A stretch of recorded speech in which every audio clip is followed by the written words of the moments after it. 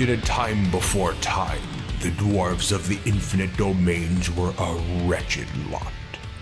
Insipid, dirt-burrowing brutes with faces left bare, without guard, without glory. It was from this dark time that there came a burning light, an awakening we now call the Great Arousal.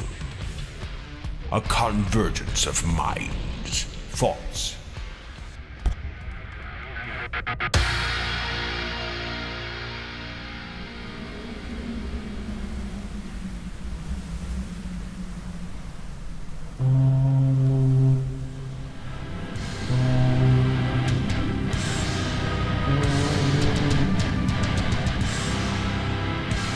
Well, hello you bearded bastards, and welcome back once again to Thestar Saxul, Crimsontrumpets. And finally the tides of war are beginning to sweep over our small fortress home. Extremely exciting. Down here to the south, right by this poor, hapless war dog who I'm sure is about to not have a great time, we could see some goblins. There are 7 of them currently. And if we have a look, there's an axeman, a crossbowman, mace, crossbow, spear, pike, axe. Pretty much exactly what you'd expect. And let's see, I want to have a closer look at these guys real quick. A goblin. This particular one's named Bur Ongononu.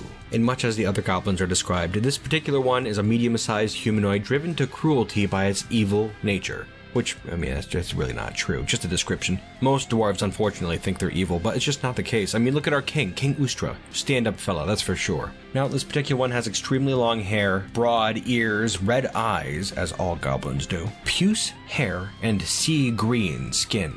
Okay, and also having a look at his gear here. The guy has a copper gray axe, iron shield, a fur tunic. Yeah, going down the list, pretty well equipped, really. A lot of iron gear, better than we have. You know what, actually we should have a close look at the cap this one's wearing. An iron cap. Sized for goblins, on it is a rendition of the ruthlessness of crypts, a masterfully designed image of 2 ginkgo trees, the symbol of the Jackal of Roses, a goblin civilization. It is made from white stork bone. Okay. Having a look at the map real quick, the Jackal of Roses, where are they? Oh, that's these guys right up here to the north. We were not at war with these goblins just moments ago, really. Remember, we sent the Silver Hammers out, the 5 of them led by Tobal. We sent them to one of their settlements to procure tribute, which we were successful in. But it seems like they really didn't like that all too much. Couldn't blame them. Yeah, our people don't historically have much of a problem with this particular empire of goblins, so this is one of our very first encounters with them. Well, we'll have to see how it goes. I am interested to see if they still do send tribute. They better, or else we're gonna go back for that little settlement and smash it off the face of the infinite domain. Anyways, okay, yes, exciting, let's get straight to this. 7 goblins. Now, before we do anything, I'm going to want to turn on a burrow. We don't currently have a burrow, and so we're just going to set up one real quick right down here that encompasses the meeting hall and just like several of the food stockpiles in here so we don't dehydrate or starve or anything. I'm going to turn that on, and I'm also going to take our 3 squads of silver clubs, spears, and hammers and have them all move right up here to the surface right by this pasture where all these animals are. We'll get them nice and grouped up and then we'll move out. Alright, now that everything is all set, let's get this ball a-rolling. Oh man, yeah, straight off the bat, you can see these goblins are not giving this poor war dog a slight chance. They immediately moved in and took care of the poor animal. Bound to happen. Not a good part of fortress life, but those war dogs are a necessity. Damn brutal goblins. I mean, the thing's chained up. They didn't have to kill it. Having a look over at our fortress entrance, it looks like a bunch of our civilians are still making their way down. They should be all set. We do have a ton of warriors up on the surface now. That's good.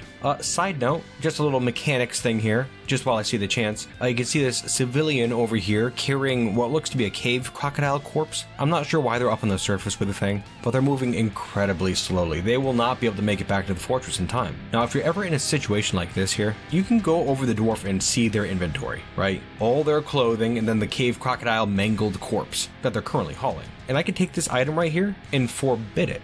That means nobody will touch it anymore. But that won't do the trick. You see, let's watch this dwarf for a second. Still moving very slowly. Incredibly slowly, actually. Yeah, look at that. But they're still holding that cave crocodile firmly. So something we could do is take our burrow, the one we just made, the King's Hall that's currently active. Since this dwarf is trying to get to that burrow right now, I can modify the King's Hall and include this exact spot where the dwarf is right now. Just like that. So there's now 1 tile of burrow on top of that dwarf. This tells the dwarf that he's in the burrow. He's there, and that he can carry on with his duties. So let's see what happens. Oh, there we go. Yeah, he just plopped that nasty old carcass down and is continuing on to the fortress. Since that one tile of burrow has no other activities to do in there, he's going to move over to the other spot that's designated as being safe. Excellent stuff, right? Alright, that's enough tutorial. Back to the action. Oh man, it looks like these goblins have finished off another war dog. They're just going down the line and killing all our dogs. That's going to be a problem in the future. We have plenty of dogs, but that's going to be annoying getting them all set up over and over again. And so, before they get any farther, what do you say, dwarves? You ready to move out? Let's do this. What we're going to do is set all the goblins to be killed and just let the dwarves take it from there. Luck be with you, my dwarves. Our first test. Pretty exciting stuff. Just really hope it goes well. I think it should, though. I think it should. With our numbers and current equipment, I'm actually not too terribly concerned. Alright, and here comes the dwarves. I did realize that the goblins have split up now. There are 2 groups of them, but it looks like all the dwarves are sticking together for the most part. Taking on this eastern group first. Okay, here they go. They're charging into combat. Goblin bolts are flying through the air, and the goblins are getting just erased right now. Excellent. And checking out this other group here, it looks like we have 1 dwarf, oh man, who was killed. Damn it. Oh, I was really pumped up for that one. Really beat the hell out of these goblins, though. A couple of them are seriously wounded. Well, you will be avenged, my friend. Yeah, here come the dwarves now. It looks like the goblins are trying to escape. We'll have to make sure they don't get to do that. We have 1 goblin left running away down to the south, pausing for some reason, but it got away. Of the assembled powers during the domain's arousal, the routed strength was one of the most mighty. It was he who aided the 3-eyed demon, Eli Lustful Gorge, the smoke of tempests, in becoming a permanent part of the living world, that great fortresses might be raised and tested in siege. Patient are they who have long dwelt in complacency, waiting hungrily in the dark for their day of blood. The squealing armies of the Jackal of Roses. Ah, damn it. Okay, so, yes, we did lose a dwarf. Deduk. One of the Silver Spears. They were a fine fighter, a skilled warrior. I thought they were going to really knock it out of the park there, but just not the case. They were in a martial trance, but taking on 5 goblins in any state is pretty dicey. Not too surprised they fell, unfortunately. Bound to happen, but now his soul rests in the halls of our ancestors. Good fighting, dwarf. Your sacrifice was not in vain. Only thing I'm a little concerned about at this point is his wife. Deduk was married to Odam here. Now, of course, for the Attic of Horns dwarves, it's a great honor to have one of your loved ones die in defense of a fortress like this. But still, something like that is bound to take a toll. We'll have to keep an eye on her. Hopefully she pulls through. Be strong, Odam. Your husband was a true hero.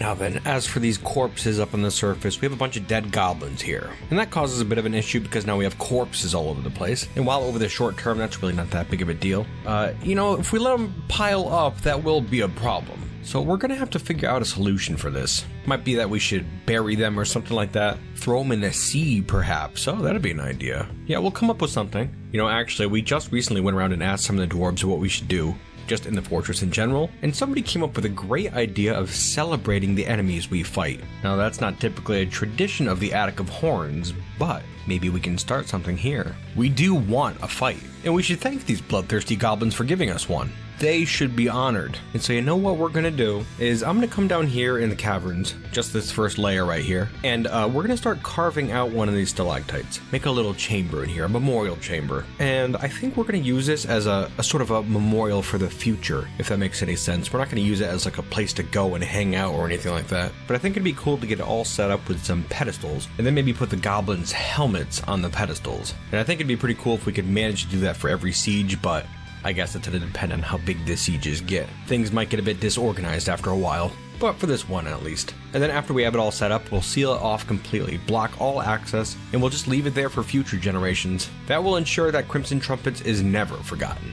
Hey, there we go. Things are continuing to look up. As you can see down here, we have another migrant wave. Let's hope for a big one with no necromancers. Actually, I forgot to mention that we had another migrant wave too earlier. I think it had 6 in it. Let's see our population now. Yeah, now we're up to 62 dwarves. Not shabby at all. And I can see there's a request for a Rangers Guild too. The Mint Guild, which is strange, as I noticed our Farmers Guild is called the Mint Company. Wonder why that would be. Mint, as it is called by the humans, is not a widely cultivated weed, save for the dwarves of the Attic of Horns. To them, this aromatic plant is known as Caverns, or odorous tooth spear, but many also use the shortened Gitnuk when referring to it.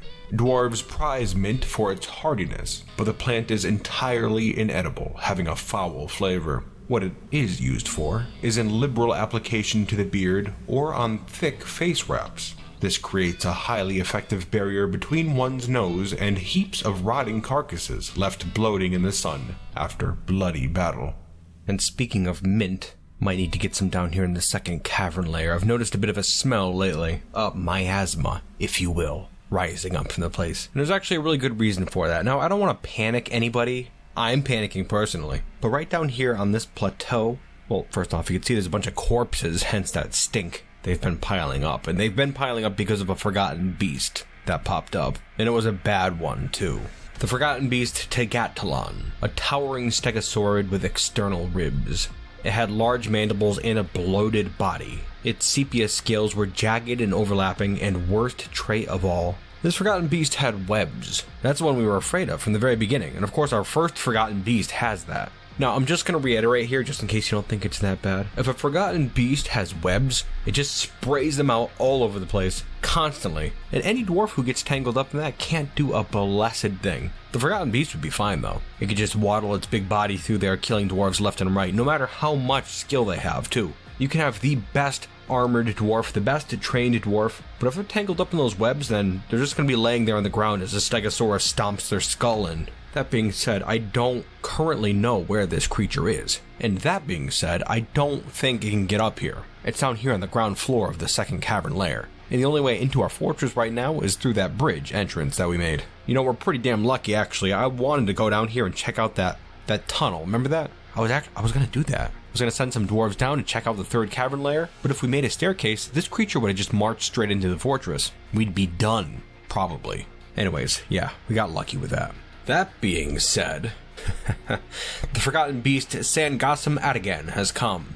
A huge hairy earthworm. It has an enormous shell and it appears to be emaciated. Its dark brown hair is unkempt. Beware its poisonous gas. Okay. Have a look at that. Okay. Exciting and terrifying. We have another forgotten beast up here in the first cavern layer. This one here is on our fortress level, and remember I said before that this cavern layer is it's fractured, but this worm can come straight to us, and I don't think it's going to take very long for it to do that. Thrilling. Now, poisonous gas, that's not quite as bad as webs, but it can be. It can be extremely bad, actually. What's going to happen is this worm's going to come in, and it's going to start spraying that gas all over the place, like you'd assume it would. Now, the dwarves are not going to be able to avoid this gas, and it could impart on them a number of effects. Most of the time, that sort of stuff's not too bad, but it could also be extremely, extremely terrible. Let's just hope for the best, because we're charging straight at this thing. Now, having a look back over here towards the fortress, right outside the Mint Company Guild Hall, we've assembled the warriors, all 3 squads. We have 30 dwarves in the military now. They're all fully equipped, and they all at least have a little bit of skill. So, I mean, I'll say they're going to kill this beast. It's not going to be a problem. The real question is, what is that gas going to do? I guess that'd be the problem with having such a big military. You could potentially be facing an incident that wipes out half your population immediately if battle goes the wrong way. But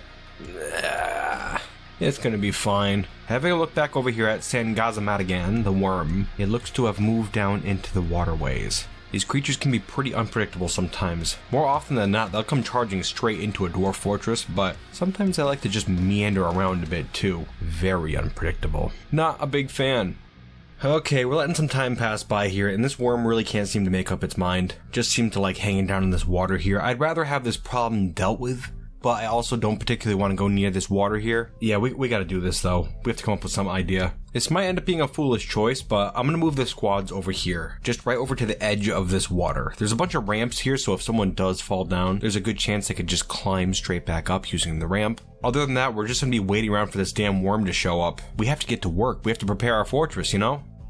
Oh boy, okay, I've let some more time pass. This worm really has no interest in staying in place. It's not in that area where I sent the warriors anymore. And I've taken them all off duty too. This worm is incredibly unpredictable. Stupid thing. Unfortunately, there's a whole bunch of ways for it to get to the fortress right now, especially since it can go through the water like this. So it's hard to say where the thing's gonna pop up. It could pop up at the fortress, it could pop up out far in the caves where we have dwarves foraging plants and cutting down trees. We're just gonna have to keep on top of things for a bit. From the Journal of Amiwa Nilayemi, 12th of Slate, 198. Lately, the miners have complained of foul gas collecting in the tunnels outside Rocksbrave.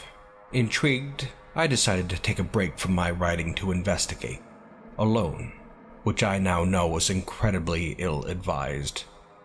As I wandered through the groves, it became clear that indeed, the tunnels bore a dizzying rankness. What's more, there were disturbing signs out there. Fallen timbers, dead animals. As I moved, the air became thick with both odor and a vibrating tension. I felt it in my very bones. All the jewels of Dakas could not have prepared me for what came next. Endless it was, woolly, shelved. It came on, crushing boulders underneath its vastness. I ran into the tunnels, hiding as it passed, its forlorn groans echoing through the underground.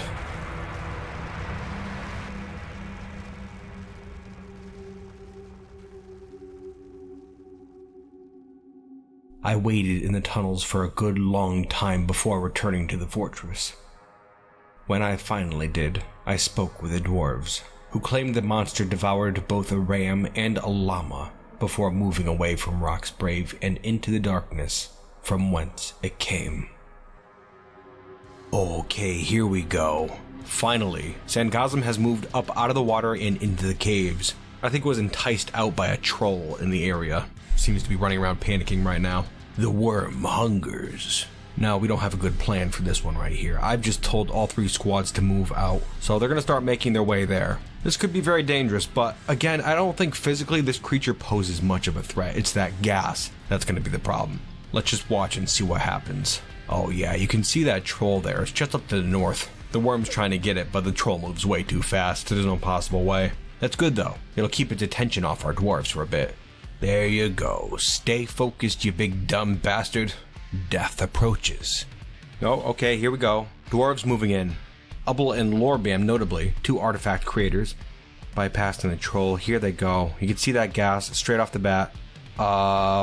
It's sprayed out between the dwarves. I don't think anybody was affected by it. They pounced on the worm, got it down, and would you look at that, they dispatched the beast no problem whatsoever. So what did I tell you? That creature was very physically weak, and that gas was no problem whatsoever. I hope. I don't think anybody got that gas on them. On top of that, they also killed that troll that was wandering around, and they're also starting in on a giant cave toad down here in this tunnel. Okay, what we're gonna have to do is get these things butchered up. We want this leather, we want this bones and meat, all to the bellies of Crimsontrumpets. Good job, dwarves. Our first forgotten beast, actually. Not quite a titanic battle, but I'll take it.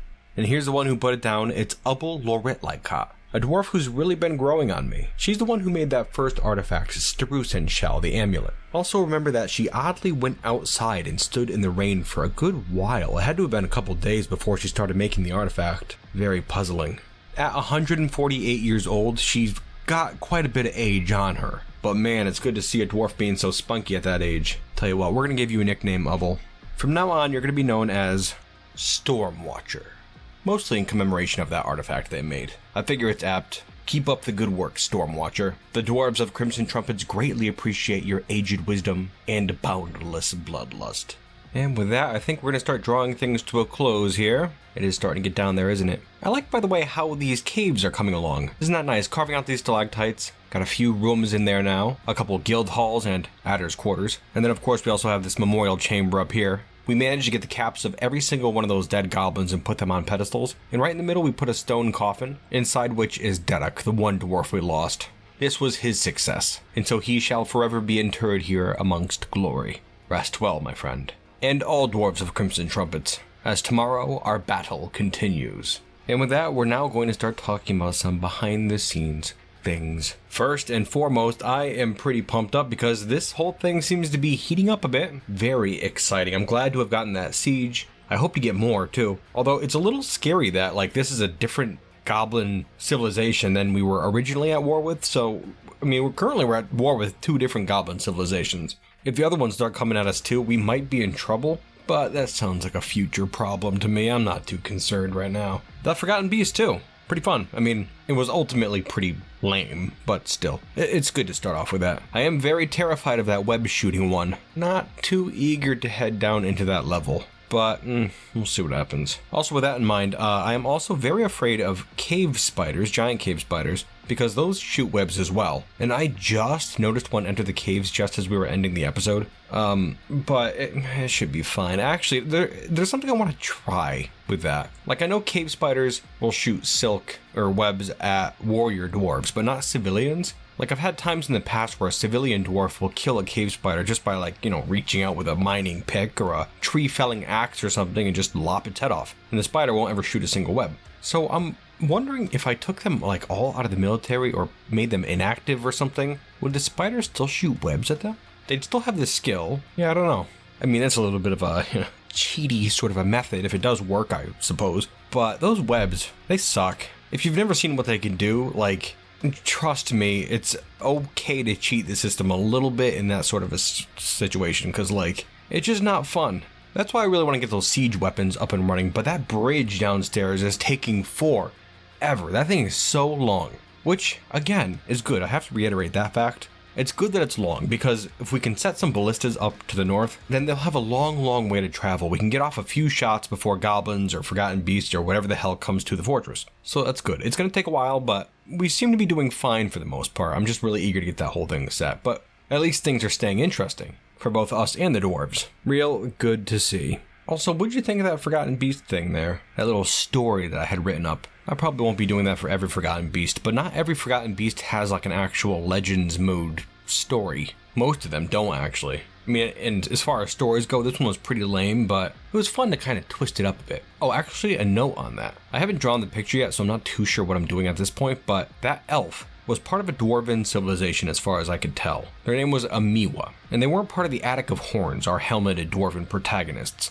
So I'm gonna have to give that civilization a different sort of a vibe, I think. Not too sure what I'm going with. Just, you know, kind of trying to explain the stylistic choices that I'm currently mulling over. It's a bit of a challenge. Like, we have a way that we've drawn elves so far, but this one is part of a dwarven civilization, and it's a dwarven civilization we haven't seen before. So yeah, that'll be pretty interesting, I think. I don't know, we'll see what happens. Anyways, should probably start wrapping it up, eh? My bearded bastards, I thank you so much for watching. I truly do appreciate it. And I certainly hope to see you next time here in Thestar Saxul, Crimson Trumpets. And until then, you bearded bastards,